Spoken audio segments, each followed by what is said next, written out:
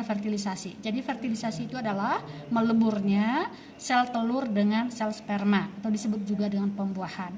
Setelah dibuahi, maka akan menuju ke dinding rahim. Dia akan membelah menjadi embrio sehingga dia akan menempelkan diri di sini di bagian dinding rahim bagian dalam, terus berkembang kira-kira sampai 9 bulan dan siap lahir ya melalui organ organ vagina. Nah, ini adalah fungsi daripada organ-organ tadi. Nah, untuk fungsinya. Kemudian yang ketiga udah langsung guys. Ya, baik. Nah, anak-anakku begini.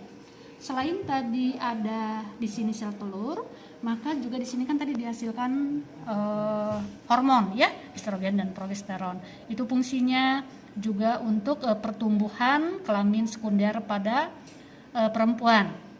Ya, menstruasi terbentuknya pinggul yang membesar, kemudian payudara untuk nanti terbentuk kelenjar susu pada saat menyusui, dan juga ciri sekunder yang lain. Nah, sekarang yang harus kalian ketahui, apakah setelah menstruasi organ-organ ini sudah matang untuk berfungsi, atau apakah anak yang masih 13 tahun sudah ada sel telurnya dan dia sudah siap untuk hamil? Nah, ini kita akan bahas untuk berikutnya ya, bahwa kapan nih masanya ini bisa berfungsi dengan baik. Nah, materi ini nanti akan dihubungkan dengan SSK. Yang disebut dengan SSK apa? Itu akan dijelaskan oleh Ibu Krisni. Silakan. Oke, terima kasih anak-anakku. Sekarang kita ke ke frame selanjutnya ya. Buka yuk di 4. Udah, anak-anak? Udah? Nah, Ibu, kenapa sih Bu, kok ada SSK di sekolah kita? Nah, ini adalah sekolah siaga kependudukan, yang dimaksudkan bahwa sekolah mengintegrasi pendidikan kependudukan dan keluarga berencana ke dalam beberapa mata pelajaran. Nah, sekarang apa hubungannya SSK dengan IPA? Sangat jelas.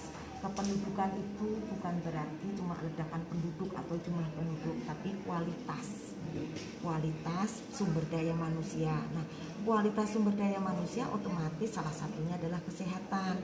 Nah, akhirnya untuk ini pemerintah ada program 2125 di mana yang batas minimal usia pernikahan 21 tahun untuk wanita dan 25 tahun untuk pria. Tujuannya apa?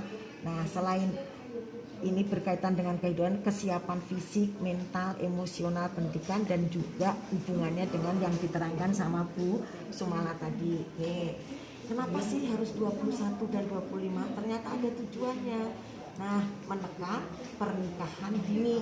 Nah, tadi udah dijelasin, anak yang sudah menstruasi dan anak yang sudah mimpi basah memang berfungsi, tapi berfungsinya dengan baik bagaimana? Harus di atas 21 tahun. Makanya pemerintah menekan pernikahan dini supaya tidak terjadi angka kematian ibu. Nah, nih perempuan yang melahirkan sebelum usia 15 tahun resiko kematiannya 5 kali lebih besar perempuan yang di atas 21 tahun. Tujuannya apa? Nah, kalau kalian misalnya menikah di atas 21 tahun, organ reproduksi tadi sudah berfungsi dengan baik. Nah, jadi inilah yang disebut dengan hubungannya dengan SSK. Kematian pada ibu hamil nih lebih sering dijumpai dengan negara kepadatan yang menengah ke bawah. Indonesia masuk di sini. Kemudian bayi yang dilahirkan kemungkinan bisa cacat atau prematur. Nah, jadi jelas ya. Nah, pesan ibu untuk yang laki-laki umur 25 itu sudah dianggap secara emosional maupun ekonomi. Kalau untuk yang perempuan umur 21 tahun itu jika nanti menimba dan hamil, kemungkinan akan melahirkan anak yang sehat. Nah, bisa dipahami ya. Nah, sekarang kita kembali ke jembotnya, ke jimatnya, ke kamera ya. Udah, sekarang udah bisa lihat ibu. Nah, pesan ibu setelah kalian mempelajari tentang reproduksi pada manusia, baik laki-laki maupun perempuan. Nah, apa hubungannya dengan SSK? Nanti jika nih kalian menikah, ibu harapkan yang perempuan menikah di atas 21 tahun, yang laki-laki 25 tahun.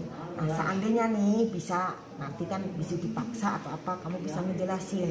Nah, usia kalian kan untuk alat reproduksi sudah berfungsi. Nah, tapi tetap harus dijaga pergaulan, jangan sampai, nah ini ya, jangan sampai pergaulan bebas itu kamu terlalu dalam sehingga hamil di luar nikah, amit-amit ya, karena itu juga tidak sesuai dengan norma agama. Nah, itu nanti sangat berisiko tinggi.